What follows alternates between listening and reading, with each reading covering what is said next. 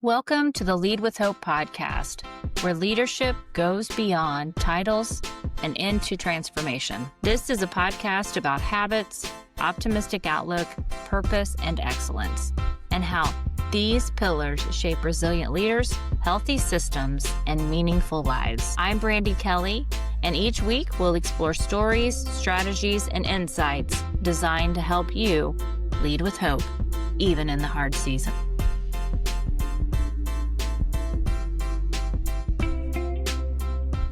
Before we get started, I want to thank our legacy partner, Craig Williams, founder of Commissary.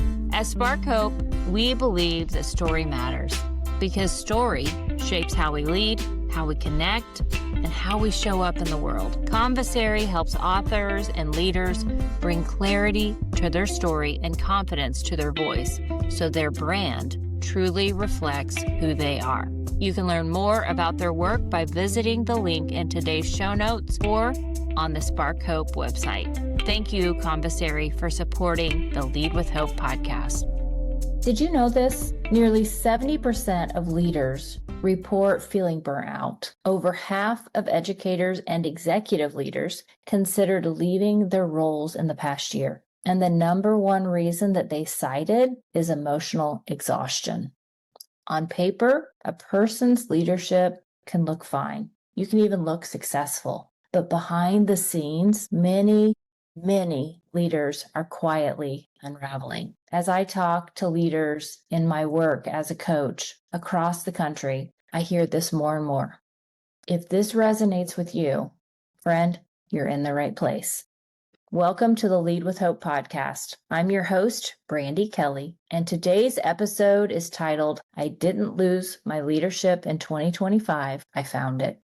At the beginning of 2025, 1 year ago, I was the superintendent of a small rural school district. I was leading complex systems, making high-stakes decisions, and carrying responsibility that stretched far beyond my own life and my own well-being.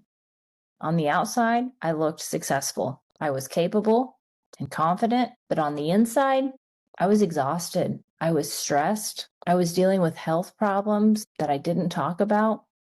I was more than tired. I was deeply depleted. And maybe you're feeling that way too, showing up every day for everybody else, carrying all the expectations and holding the emotional weight of systems, families, and futures. Before we continue, I want to take a moment to tell you about today's sponsor.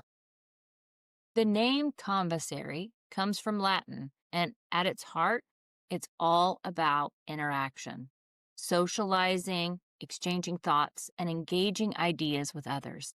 That's exactly the spirit they bring to their work with leaders, authors, and change makers. Commissary is for anyone who knows they have a message to share but doesn't want to rush it or water it down. They help you clarify your voice, shape your story, and communicate it in a way that feels intentional, authentic, and aligned with who you truly are.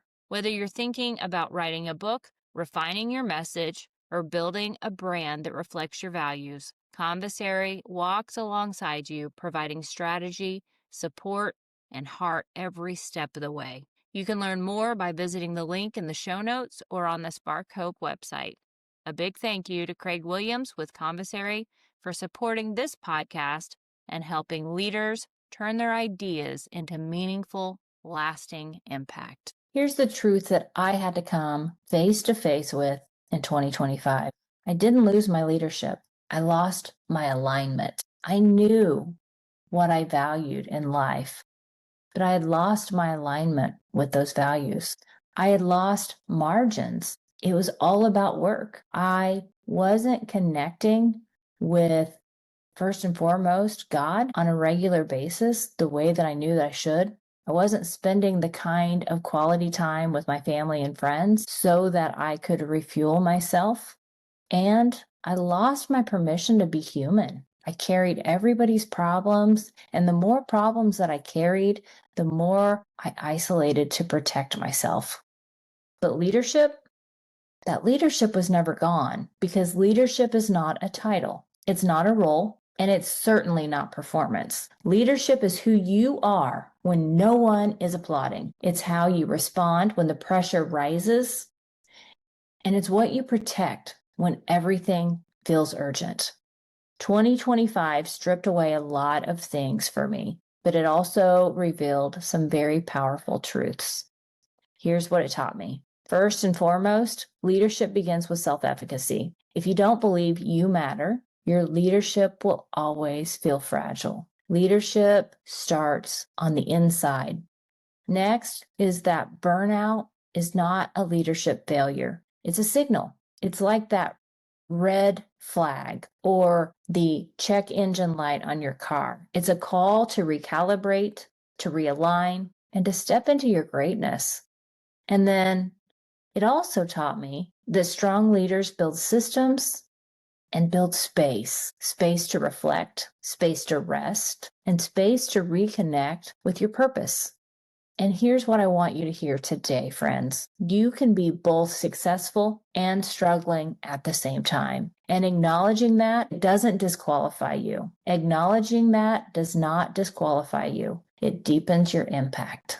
This season reinforced why I believe so deeply in the system of hope. H is for habits that support your well-being, not just your productivity. O is for optimistic outlook, grounded in truth, not toxic positivity.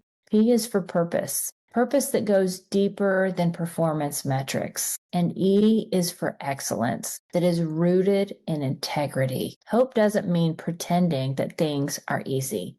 It means that you choose to lead anyway, with clarity, with courage, and with compassion, because that's what people want from their leaders. I learned a lot of valuable lessons in 2025, but here are 3 that I want to share with you today. Burnout is a message. It's your body's way of letting you know you need to slow down, rest, and refuel yourself. As I said before, I was leading a small rural school district 1 year ago today. And that message that my body was giving me was through not being able to sleep. At one point, I wasn't able to eat. I was dealing with health issues. There were so many health issues. My body was telling me to slow down and to take care of myself. And I want you to listen to your body, because we only have one chance to get this right. The second lesson I want to share with you is that alignment matters more than achievement. I have always been a striver. I would accomplish one goal and then I would move the goalpost. I wouldn't celebrate that goal, and the goalpost would be moved, and so I would be striving for the next thing and the next thing and the next thing. But what I've learned in this season is that if you align your life and your leadership with the values and the legacy that you want to leave, everything just feels different. It feels better.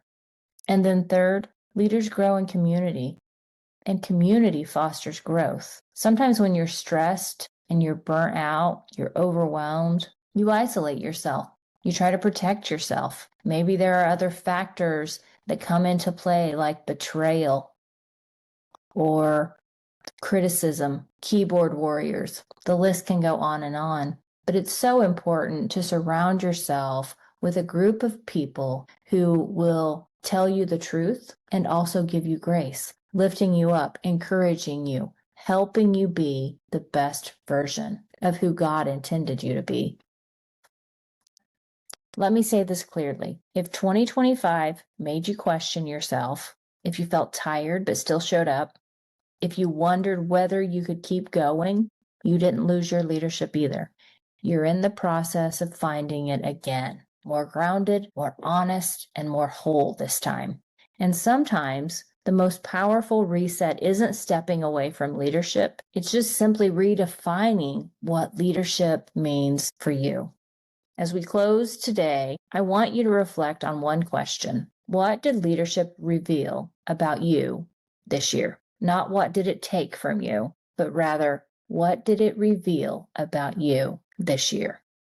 And if this episode resonated with you, I'd love for you to subscribe to the podcast, share this episode with a leader who needs encouragement, and leave a review so more leaders can find this space of hope. And remember, you're not behind, you're not broken, and you're certainly not alone. If you're a female leader ready to break this cycle and transition from burnout to breakthrough, the Empower Her monthly mastermind is your essential next step. Our first session is on January 14th, and it's completely free. Click on the link in the show notes to join. We have an amazing lineup for you in 2026, and we're starting out strong with a session titled Heart, Home, and Hustle, a faith-based approach to leadership. In this mastermind, Bethany, Reese, and I are going to share some powerful takeaways to help you gain clarity in your vision and develop resilience and confidence in your life and in your leadership. The world needs your leadership, and change starts with you. Fuel your life with hope, embrace your purpose, and shine your light for others. Until next time, keep leading with hope. If you're a leader feeling overwhelmed by everything on your plate, you're not alone, and nothing is wrong with you. Leadership is demanding, especially when you care deeply and you carry responsibility for others. And that's why I created the Hope Fueled Leadership Kickstart, a short, focused coaching experience designed to help you pause, clarify what matters most, make confident decisions, and reconnect with your purpose and your community. If that feels like what you need right now, I invite you to visit sparkhopeedu.com and book your free discovery session with me today. You'll also find some resources, some upcoming events, and leadership tools to support you along the way. Most importantly, I'm grateful for you, for the courage you show, the heart you lead with, and the hope you choose, even on the hardest days. Know that I'm cheering for you every step of the way. Until next time, keep leading with hope.